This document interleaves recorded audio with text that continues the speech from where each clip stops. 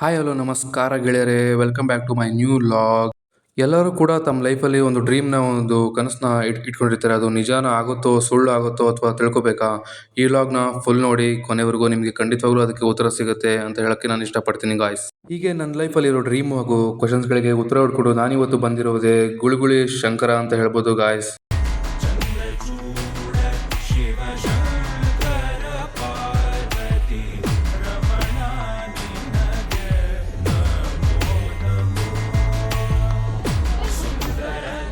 ಭೂಮಂಡಲದಲ್ಲಿ ಎಷ್ಟೇ ದೇವತೆಗಳಿದ್ದರೂ ನಮ್ಮ ಶಿವನ ಮುಂದೆ ಎಲ್ಲರೂ ಕೂಡ ತಲೆಬಾಗಿ ಶರಣಾಗಲೇಬೇಕಂತ ಅಂದ್ಬಿಟ್ಟು ನಾನು ಕೂಡ ಇವತ್ತು ಬಂದಿದ್ದೀನಿ ಗುಳುಗುಳಿ ಶಂಕರಕ್ಕೆ.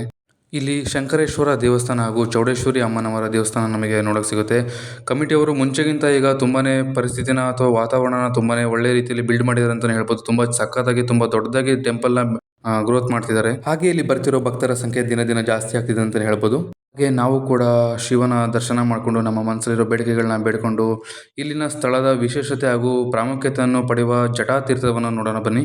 ಶಿವನ ದರ್ಶನ ಮಾಡಿಕೊಂಡು ದೇವಸ್ಥಾನದಿಂದ ಆಚೆ ಕಡೆ ಬರ್ತಿದ್ದಂಗೆ 20 ರೂಪಾಯಿಗೆ ಅಲ್ಲಿ ಬಿಲ್ವಪತ್ರೆನ ಕೊಡ್ತಾರೆ. ಆ ಬಿಲ್ವಪತ್ರೆನೇ ನಮ್ಮ ಆಸೆ ಕನಸುಗಳ ನನಸಾಗುತ್ತೋ ಇಲ್ವೋ ಅಂತ ತಿಳಿಸೋದೇ ಆ ಬಿಲ್ವಪತ್ರೆಯ ಶಕ್ತಿ. ಶಿವನೇ ಸತ್ಯ, ಶಿವನೇ ನಮ್ಮ ನಂಬಿಕೆ. ನಾನು ಕೂಡ ಬಿಲ್ವಪತ್ರೆನ ತಗೊಂಡು ನನ್ನ ಭರವಸೆಯೊಂದಿಗೆ ಜಟಾತೀರ್ಥದ ಕಡೆ ಬಂದ್ಬಿಟ್ಟು ನಾನು ಕೂಡ ನನ್ನ ಮನಸ್ಸಲ್ಲಿರೋ ಬೇಡಿಕೆಗಳನ್ನ ಬೇಡ್ಕೊಂಡು ಆ ಬಿಲ್ವಪತ್ರೆನ 3 ಸರಿ ನೀರಲ್ಲಿ ಅದನ್ನ ಮುಳುಗಿಸ್ಬಿಟ್ಟು ಒಳಗಡೆ ಬಿಟ್ಬಿಟ್ಟು ಶಿವನ ಧ್ಯಾನ ಮಾಡ್ತಾ ನಾವು ನಮ್ಮ ಆಸೆ ಬೇಡಿಕೆಗಳನ್ನ ಈಡೇರ್ಲಿ ಅಂತ ಅಂದ್ಬಿಟ್ಟು ಬೇಡ್ಕೊಂತ ಅದು ಆ ಬಿಲ್ವಪತ್ರೆ ನೆಲವನ್ನು ಮುಟ್ಬಿಟ್ಟು ಮೇಲೆ ಮತ್ತೆ ನೀರಿನ ಮೇಲೆ ಬಂದು ತೇಲ್ಬೇಕು. ಆವಾಗ ನಾವು ಅನ್ಕೊಂಡಿರೋ ಕನಸುಗಳು ನಮ್ಮ ಬೇಡಿಕೆಗಳು ಈಡೇರುತ್ತೆ ಅನ್ನೋ ನಂಬಿಕೆ ಅದು ಸತ್ಯ ಕೂಡ. ಇಲ್ಲಿ ಎಲ್ಲರೂ ಕೂಡ ಅದನ್ನ ಮುಳುಗಿಸ್ಬಿಟ್ಟು ಅದಕ್ಕೋಸ್ಕರ ಕಾಯ್ತಾ ಇದ್ರು ಕೂಡ.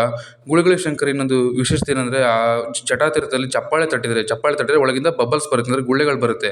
ಅದೇ ಇಲ್ಲಿನ ವಿಶೇಷತೆ ಅಂತ ಹೇಳ್ಬೋದು. ಮತ್ತೊಂದು ವಿಶೇಷತೆ ಏನಂದ್ರೆ ಈ ಜಟಾತೀರ್ಥದಲ್ಲಿ ವರ್ಷದ 365 ದಿನಗಳು ಕೂಡ ನೀರು ಯಾವತ್ತೂ ಇಂಗೋದಿಲ್ಲ, ಯಾವತ್ತೂ ನೀರು ಖಾಲಿ ಆಗೇ ಇಲ್ಲ. ಇದೊಂದು ಅದ್ಭುತ ಅಂತಾನೆ ಹೇಳ್ಬೋದು ಗಾಯ್ಸ್.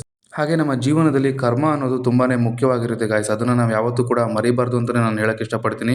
ನಾವು ಕೂಡ ಅದನ್ನು ಜೀವನದಲ್ಲಿ ಪಾಲಿಸಬೇಕು. ಶಿವ ಯಾವತ್ತೂ ಶ್ರದ್ಧೆ ಭಕ್ತಿ ನಂಬಿಕೆಗೆ ಒಲವು ಕೊಡ್ತಾನೆ. ಹಾಗೆ ನೋಡ್ತಾ ಇರುವಾಗಲೇ ಶಿವ ನಮ್ಮ ನಂಬಿಕೆಗೆ ಯಾವುದೇ ರೀತಿ ಮೋಸ ಮಾಡಲೇ ಇಲ್ಲ. ನಮ್ಮ ಕಣ್ಣೆದುರೇ ನಮ್ಮ ನಂಬಿಕೆ ನಮ್ಮ ಆಸೆಗಳನ್ನ ನಾವು ಸತ್ಯವಾಗಿದ್ದರೆ ನಮ್ಮ ಜೀವನದಲ್ಲಿ ನಾವು ಒಳ್ಳೆ ದಾರಿಯನ್ನು ಕಂಡ್ಕೊಳ್ತೀವಿ ಅಂತ ನಾವು ಬಿಟ್ಟಿರೋ ಬಿಲ್ವಪತ್ರೆ ತಾನಾಗೆ ತೇಲ್ಕೊಂತ ಮೇಲೆ ಬಂದ್ಬಿಡ್ತು ಗಾಯ್ಸ್. ನೋಡ್ತಾ ಇರುವಾಗಲೇ ನೀವು ನೋಡ್ಬೋದು, ತುಂಬಾನೇ ಖುಷಿ ಆಯ್ತು. ಹಾಗೆ ನಂತರ ಆ ಬಿಲ್ವಪತ್ರೆನ ಪಕ್ಕದಲ್ಲಿ ಜಟಾತೀರ್ಥದ ಪಕ್ಕದಲ್ಲಿ ಶಿವನ ಒಂದು ಮೂರ್ತಿ ಇದೆ.